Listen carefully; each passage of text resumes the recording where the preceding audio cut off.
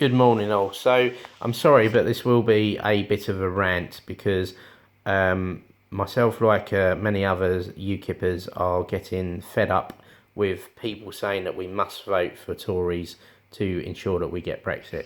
Let me just explain who I am for those that don't know. My name is Mark Childs. I am a dedicated UKIP member. I am a chairman of my branch in Rugby. I have also carried out 2 Brexit rallies, and I stood for the NEC back in October. I wasn't that well known to the membership at the time, so I was unsuccessful. I was actively campaigning in Copeland and in Stoke, and I will be actively campaigning to support my fellow grassroots during this general election. I also applied for parliamentary assessment myself, so I could stand in Rugby, a seat which I could win against a Tory Remainer. Unfortunately, I was not cleared to do so by the party because I was marked down on my public speaking and my interview, of which I know and many others would support me on the fact that I never failed this. But unfortunately, there's certain people in the party that don't like my outspokenness and the fact that I've made it quite clear that I want UKIP to stay to its right of centre roots. So moving on from that, why do we not need to vote for the Tories? Right, let's just be clear what happened. 23rd of June, we had a referendum to leave or remain within the European Union. It was 52% leave to 48% remain. We won the referendum. That is a binding referendum. No referendum before that has ever been overturned. And if anyone tried to overturn this referendum or carry out a second referendum, this would be a complete betrayal of the people. The people would uprise, the government and parliament would be overthrown. Plus the fact that the Queen would not allow such a betrayal of the people, and she would also disband Parliament. Let me just remind you that the MPs, the people that we elect, the government, are there to serve us. They are our public servants and they have to carry out our wishes, although they regularly don't do this.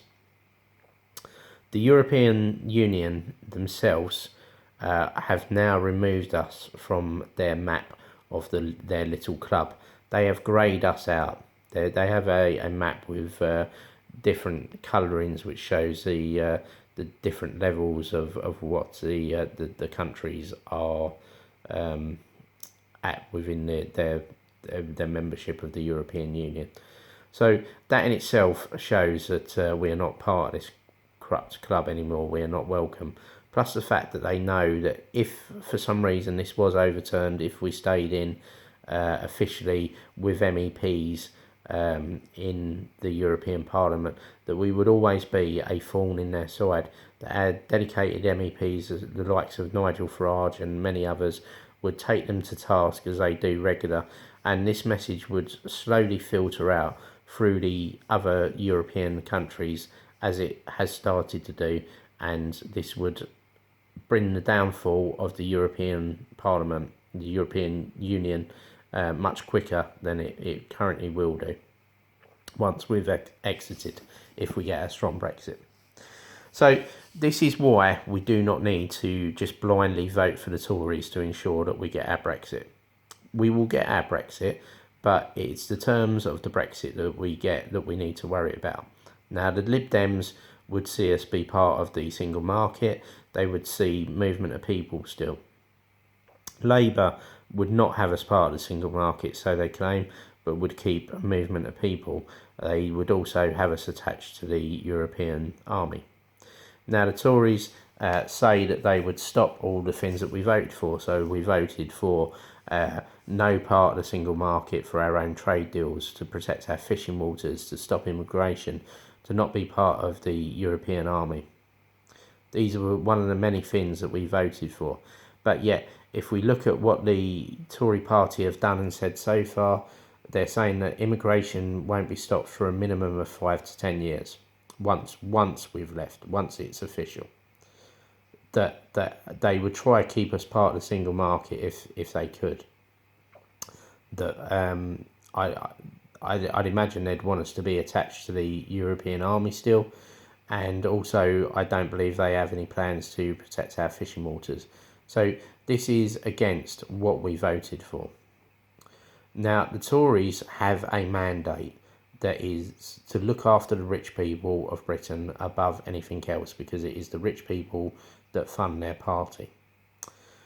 They always lower the taxes to the rich and increase the taxes to the poor, the average person, the elderly, the disabled. And through this also, the rich always benefit from the suffering of others. The Tories cannot go against their primary directive, and I believe that the people that will benefit the most of a Brexit underneath them with a massive mandate would be the rich people of Britain.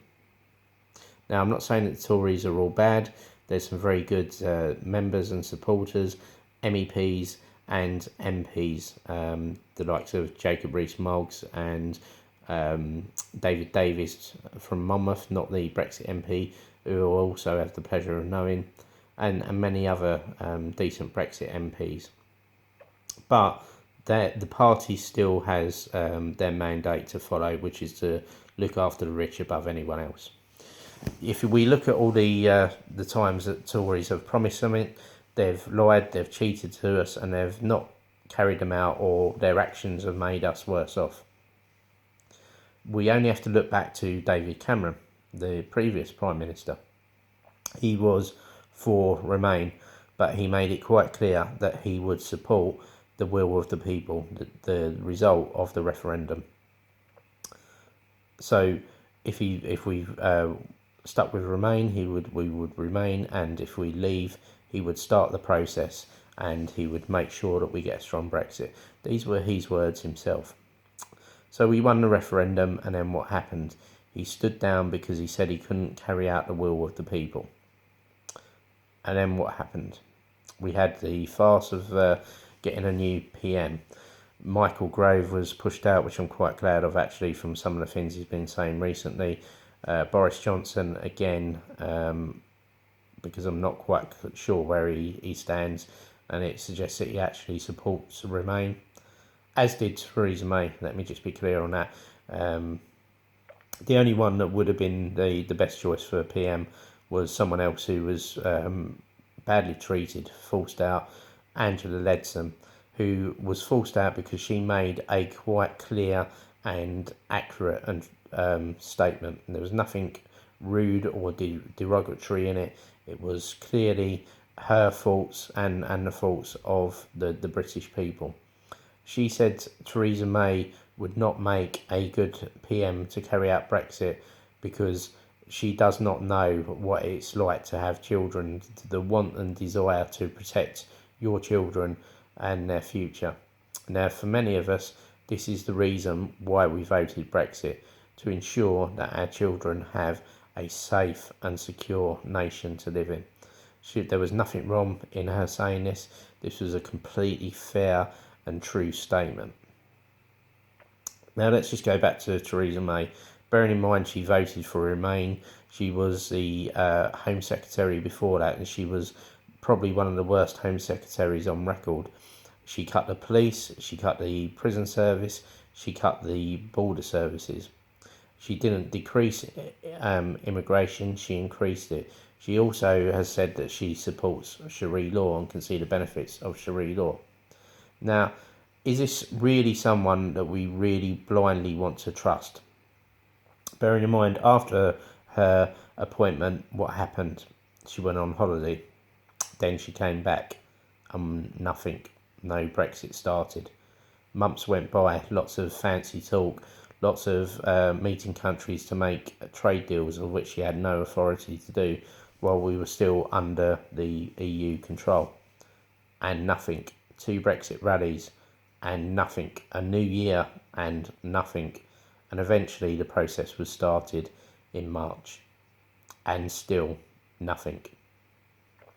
So why? Why has she not done anything? Also, just bearing in mind that she said there would not be a general election before 2020. and she must have said this at least 10 times, if not more. Now, let's be clear on why she called this general election, because there is around 30 MPs that were investigated for election fraud expenses, which have unfortunately got away with it. One of them is still being investigated in South Thanet, and if all of these MPs had to stand down, it would reduce her majority over Labour from 20% to 10%. So this is why she has called for the general election.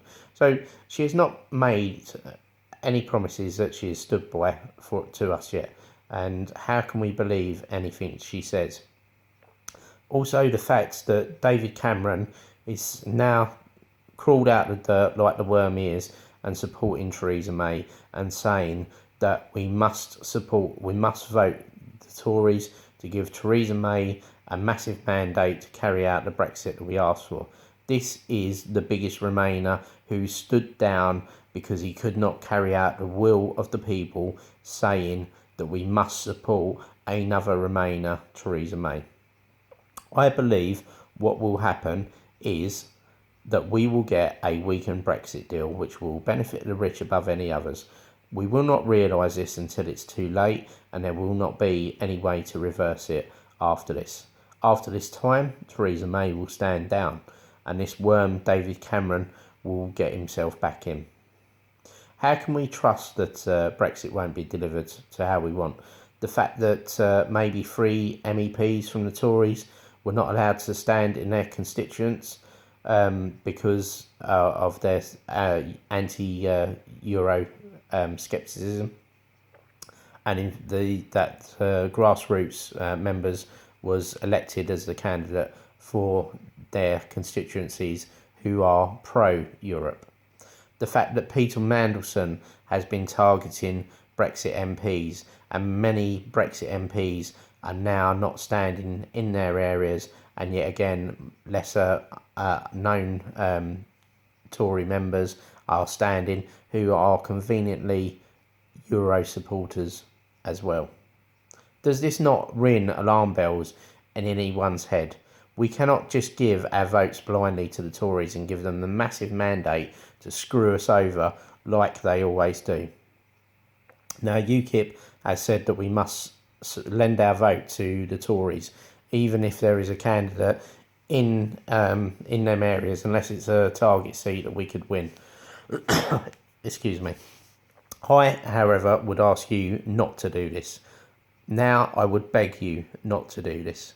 As a dedicated UKIP person, we need to support our grassroots. We need to get dedicated Brexit MPs. So, if you are in a Labour or Lib Dem stronghold, voting Tories won't make any difference. The Tories are already have got massive support from Lib Dems and Labour, and I'd imagine they swallow up the Green Party, and they get massive votes from SNP. Die-hard Labour supporters are turning blue for the first time in their life and voting for Tories. But still, the UKIP vote in a Lib Dem or Labour stronghold will not hand the victory to the Tories. You must vote UKIP. If there is no UKIP candidate in that area, then personally I would write UKIP on the ballot paper and ruin the ballot paper. I would only vote for the Tories if it's a marginal seat where the Tories would win, but I would only do that again if there is not a UKIP candidate in that area. If you're in a Tory stronghold and there is no UKIP candidate, they are clearly going to win. So again, I would ruin the ballot paper by writing UKIP on it. Now, if you ruin the ballot paper by writing UKIP on it, it will not count, but it will be recorded, and it will be a protest vote and show that the support that UKIP still has. And it will not give the Tories the mandate to run roughshod over us. We could hopefully get some Brexit MPs elected and show that UKIP is still a threat to the government, and that the government, the Tories, must comply to the will of the people, or we will have the means to overthrow them. Do not give your votes cheaply to the Tories, please, I beg of you. Get off your arses, vote for UKIP, And if you still can't understand the reasons why, perhaps you need to start taking more attention to the world, what is going on within our nation, and start following politics and just stop being led like sheep and being told that you have to vote for the Tories to ensure Brexit. Wake up, people. We have been screwed by the Tories enough. Please do not cheaply give them your vote. Support UKIP wherever you can. Thank you.